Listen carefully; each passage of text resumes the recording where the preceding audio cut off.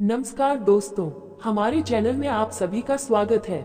दोस्तों, आज हम गंगा जल की कथा रामायण कथा से संबंधित के बारे में सुनेंगे। तो आइए दोस्तों सुनते हैं। ऋषि विश्वामित्र ने कहा, वत्स राम, तुम्हारी ही अयोध्यापुरी में सगर नाम के एक राजा थे। वे पुत्रहीन थे। सगर की पटरानी का नाम केशिनी था, जो कि विदर्भ प्रांत के राजा की पुत्री थी। केशिनी रूपवती, धर्मात्मा और सत्यप्रायण थी। सगर की दूसरी रानी का नाम था सुमति, जो राजा अरिष्टनेमि की कन्या थी। महाराज सगर अपनी दोनों रानियों को लेकर हिमालय के भृगुप्रस्रवण नामक प्रांत में गए और पुत्र प्राप्ति के लिए तपस्या करने लगे। उनकी तपस्या से महर्षि भृगु प्रसन्न हुए और उन्हें वर दिया कि तुम्हें अनेक पुत्रों की प्राप्ति होगी। दोनों रानियों में से एक का केवल एक ही पुत्र होगा, जो कि वंश को बढ़ाएगा, और दूसरी के 60,000 पुत्र होंगे। कौन सी रानी कितने पुत्र चाहती है, इसका निर्णय वे स्वयं आपस में मिलकर कर लें। केशिनी ने वंश को बढ़ाने वाले एक पुत्र की कामना की और गरुड़ की भगिनी सुमति ने 60,000 बलवान पुत्रों की। कुछ काल के पश्चात रानी केशिनी ने असमंज नामक पुत्र को जन्म दिया। रानी सुमति के गर्भ से एक तूंबा निकला, जिसे फोड़ने पर छोटे छोटे 60,000 पुत्र निकले। उन सब का पालन पोषण घी के घड़ों में रखकर किया गया। तारांकन कालचक्र व्यतीत होते गया और सभी राजकुमार युवा हो गए। सगर का ज्येष्ठ पुत्र असमंज बड़ा दुराचारी था और उसे नगर के बालकों को सरयू नदी में फेंककर उन्हें डूबते हुए देखने में बड़ा आनंद आता था। इस दुराचारी पुत्र से दुखी होकर सगर ने उसे अपने राज्य से निर्वासित कर दिया। असमंज के अंशुमान नाम का एक पुत्र था। अंशुमान अत्यंत सदाचारी और पराक्रमी था। एक दिन राजा सगर के मन में अश्वमेध यज्ञ करवाने का विचार आया। शीघ्र ही उन्होंने अपने इस विचार को कार्यरूप में परिणत कर दिया।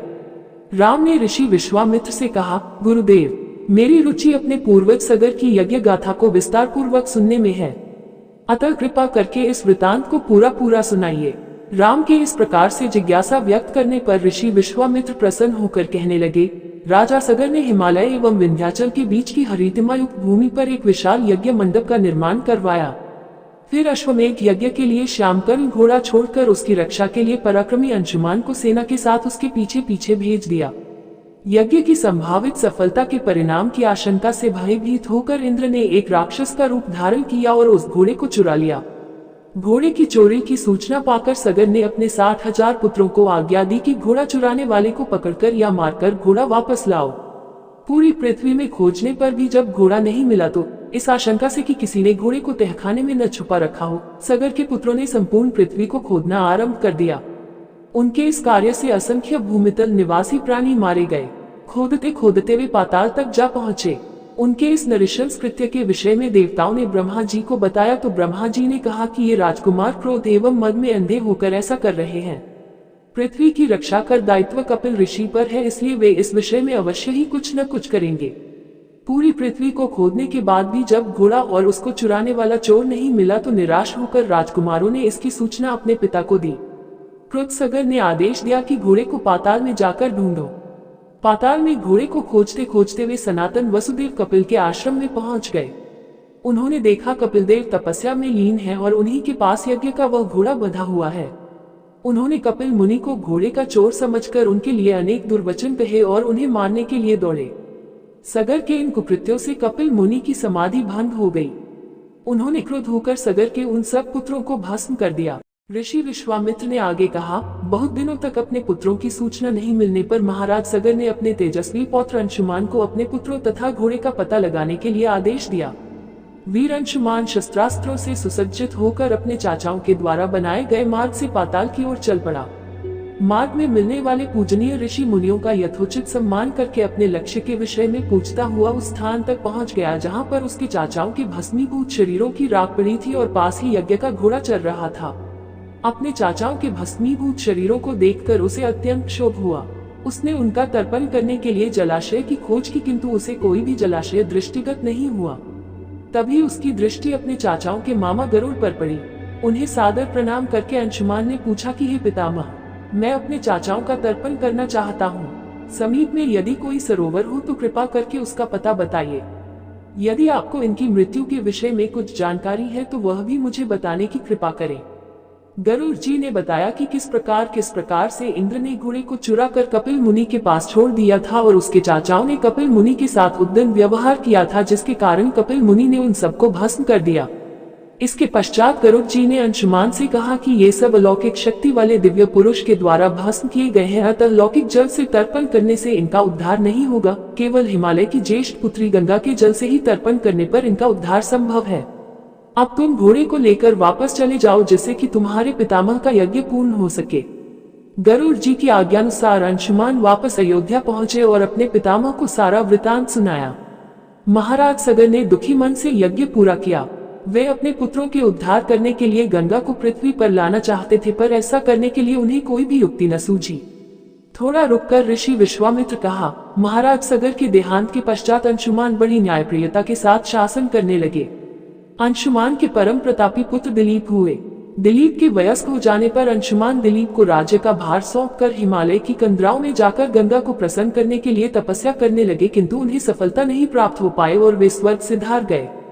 इधर जब राजा दिलीप का धर्मनिष्ठ पुत्र भागीरथ बड़ा हुआ तो उसे राज्य का भार सौंपकर दिलीप ही गंगा को पृथ्वी पर लाने के लिए तपस्या करने चले गए, पर उन्हें भी सफलता नहीं मिली। भागीरथ बड़े प्रजावत्सल नरेश थे, किंतु उनकी कोई संतान नहीं हुई। इस पर वे अपने राज्य का भार मंत्रियों को सौंपकर स्वयं गंगावतरण के लिए गोकर्ण नामक तीर्थ पर जाकर कठोर तपस्या करने लगे। उनकी अभूतपूर्व तपस्या से प्रसन्न होकर ब्रह्मा जी ने उन्हें वर मांगने के लिए कहा। भागीरथ ने ब्रह्मा जी से कहा कि हे प्रभु, यदि आप मुझ पर प्रसन्न हैं तो मुझे यह वर दीजिए कि सगर के पुत्रों को मेरे प्रयत्नों से गंगा का जल प्राप्त हो, जिससे कि उनका उद्धार हो सके। इसके अतिरिक्त मुझे संतान प्राप्ति का भी वर दीजिए, ताकि इक्ष्वाकु वंश नष्ट न हो। ब्रह्मा जी ने कहा कि संतान का तेरा मनोरथ शीघ्र ही पूर्ण होगा, किंतु तुम्हारे मांगे गए प्रथम वरदान को देने में कठिनाई यह है कि जब गंगा जी वेग के साथ पृथ्वी पर अवतरित होंगी तो उनके वेग को पृथ्वी संभाल नहीं सकेगी। गंगा जी के वेग को संभालने की क्षमता महादेव जी के अतिरिक्त किसी में भी नहीं है। इसके लिए तुम्हें महादेव जी को प्रसन्न करना होगा। इतना कहकर ब्रह्मा जी अपने लोक को चले गए। भागीरथ ने साहस नहीं छोड़ा। वे 1 वर्ष तक पैर के अंगूठे के सहारे खड़े होकर महादेव जी की तपस्या करते रहे। केवल वायु के अतिरिक्त उन्होंने किसी अन्य वस्तु का भक्षण नहीं किया। अंत में इस महान भक्ति से प्रसन्न होकर महादेव जी ने भागीरथ को दर्शन देकर कहा कि हे भक्त श्रेष्ठ, हम तेरी मनोकामना पूरी करने के लिए गंगा जी को अपने मस्तक पर धारण करेंगे। इसकी सूचना पाकर विवश होकर गंगा जी को सुरलोक का परित्याग करना पड़ा। उस समय वे सुरलोक से कहीं जाना नहीं चाहती थी, इसलिए वे यह विचार करके कि मैं अपने प्रचंड वेग से शिव जी को बहाकर पाताल लोक ले जाऊंगी, वे भयानक वेग से शिव जी के सिर पर अवतरित हुई। गंगा का यह अहंकार महादेव जी से छुपा न रहा। महादेव जी ने गंगा की वेगवती धाराओं को अपने जटाजूट में उलझा लिया। गंगा जी अपने समस्त प्रयत्नों के बाद भी महादेव जी की जटाओं से बाहर न निकल सकी। गंगा जी को इस प्रकार शिव जी की जटाओं में विलीन होते देख भागीरथ ने फिर शंकर जी की तपस्या की। भागीरथ के इस तपस्या से प्रसन्न होकर भगवान शंकर ने गंगा जी को हिमालय पर्वत पर स्थित बिंदुसर में छोड़ा। छूटते ही गंगा जी 7 धाराओं में बंट गईं। गंगा जी की 3 धाराएं हलादिनी, पावनी और नलिनी पूर्व की ओर प्रवाहित हुईं। सुचक्षु, सीता और सिंधु नाम की 3 धाराएं पश्चिम की ओर बहीं और 7वीं धारा महाराज भागीरथ के पीछे पीछे चली। जिधर जिधर भागीरथ जाते थे उधर उधर ही गंगा जी जाती थी। स्थान स्थान पर देव, यक्ष, किन्नर, ऋषि मुनि आदि उनके स्वागत के लिए एकत्रित हो रहे थे। जो भी उस जल का स्पर्श करता था भव बाधाओं से मुक्त हो जाता था। चलते चलते गंगा जी उस स्थान पर पहुंची जहां ऋषि जहनु यज्ञ कर रहे थे। गंगा जी अपने वेग से उनके यज्ञशाला को संपूर्ण सामग्री के साथ बहाकर ले जाने लगी। इससे ऋषि को बहुत क्रोध आया और उन्होंने क्रोध होकर गंगा का सारा जल पी लिया। ये देखकर समस्त ऋषि मुनियों को बड़ा विस्मय हुआ और वे गंगा जी को मुक्त करने के लिए उनकी स्तुति करने लगे। उनकी स्तुति से प्रसन्न होकर जहनु ऋषि ने गंगा जी को अपने कानों से निकाल दिया और उन्हें अपनी पुत्री के रूप में स्वीकार कर लिया। तब से गंगा जाह्नवी कहलाने लगी। इसके पश्चात वे भागीरथ के पीछे चलते चलते समुद्र तक पहुंच गईं और वहां से सगर के पुत्रों का उद्धार करने के लिए रसातल में चली गईं। उनके जल के स्पर्श से भस्मीभूत हुए सगर के पुत्र निष्पाप होकर स्वर्ग गए।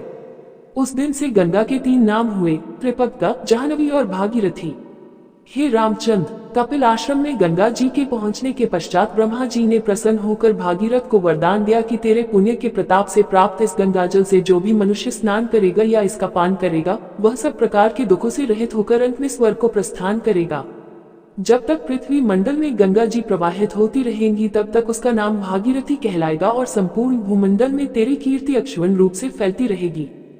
सभी लोग श्रद्धा के साथ तेरा स्मरण करेंगे। ये कहकर ब्रह्मा जी अपने लोक को लौट गए। भागीरथ ने पुनः अपने पितरों को जलांजलि दी। कथा समाप्त होने पर वे सब विश्राम करने चले गए। उम्मीद करते हैं दोस्तों, आपको ये गंगा जल की कथा, रामायण कथा से संबंधित विचार सुनने में अच्छे लगे होंगे। दोस्तों, विचार सुनने में अच्छे लगे हैं तो कृपया करके चैनल को सब्सक्राइब जरूर करें जी। इसी के साथ विदा लेते हैं। कल फिर इसी प्रकार के विचार लेकर हाजिर होंगे। जय श्री राम।